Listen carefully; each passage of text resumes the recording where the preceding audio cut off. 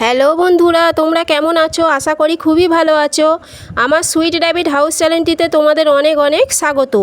চ্যানেলটিতে নতুন হয়ে থাকলে চ্যানেলটি সাবস্ক্রাইব ও বেল আইকনটি প্রেস করবে। আজকের আরেকটি নতুন ভিডিও নিয়ে চলে এলাম।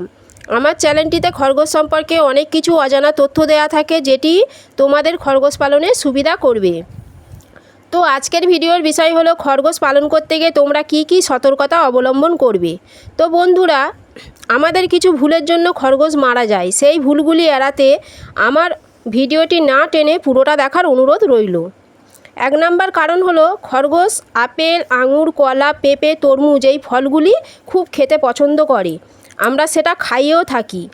এখানে সতর্কতা হলো, তোমরা খরগোশকে ফল খাওয়াতে পারো, তবে তরমুজ, কলা, আপেল এদের যে বীজটি থাকে সেটি ফেলে দিয়ে খাওয়াবে, কারণ এটি মানুষের জন্য অতটা ক্ষতিকর না হলেও খরগোশের জন্য মারাত্মক ক্ষতিকর। এই বীজ খেলে ওরা মারা যেতে পারে।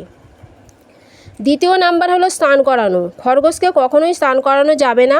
খরগোশের স্নান করালে যদি কোনোভাবে কানে জল ঢুকে থাকে তো পরে ইনফেকশান হয়ে মারা যাবে। তো তোমরা ওদের গা মুছিয়ে দিতে পারো, সেই ভিডিও আমার চ্যানেলে দেওয়া আছে, তোমরা চাইলে দেখে নিতে পারো। 3 নাম্বার হলো ছেলে মেয়ে খরগোশ কখনোই এক খাঁচাতে রাখা যাবে না। এর কারণটাও আমার ভিডিওতে দেওয়া আছে, তোমরা দেখে নেবে। 4 নম্বর হলো একটি সুস্থ মেয়ে খরগোশ বছরে 8 থেকে 10 বার বাচ্চা দিতে পারে, তাই নিয়ন্ত্রিত প্রজনন খুবই গুরুত্বপূর্ণ। বাচ্চা নিতে হবে এমনটা নয়, এতে মা ও বাচ্চার উভয়েরই মৃত্যু হতে পারে। 5 নাম্বার হলো অতিরিক্ত গরমের সময় এরা দিনে কম খেয়ে থাকে। যারা নতুন পালন করছেন ভাবছেন খাইনি এটাই পরে খাবে, তাই অল্প অল্প খেতে দিয়ে রেখে দিলেন, এক সময় এরা দুর্বল হয়ে মারা যাবে। তাই অতিরিক্ত গরমের সময় রাতে বেশি পরিমাণে খাবার দিয়ে রাখতে হবে। 6 নাম্বার হলো এদের দাঁত বাড়া। খরগোশ সাধারণত যে ঘরে থাকে বাঁশের বা কাঠের, সেটা কামড়ে কামড়ে খেয়ে ফেলে। এটা ওরা খিদের জন্য করে থাকে না, ঠিক রাখার জন্য।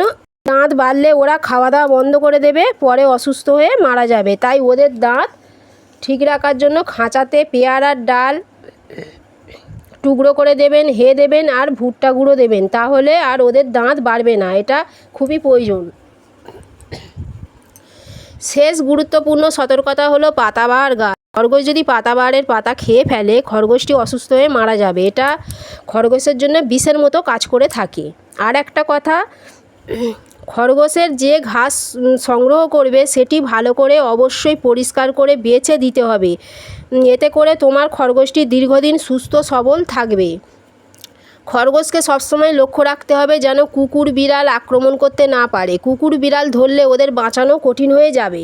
তো বন্ধুরা, তোমরা সবাই ভালো থেকো। পরের ভিডিওতে আবার দেখা হবে। আজ ভিডিওটি এই পর্যন্ত।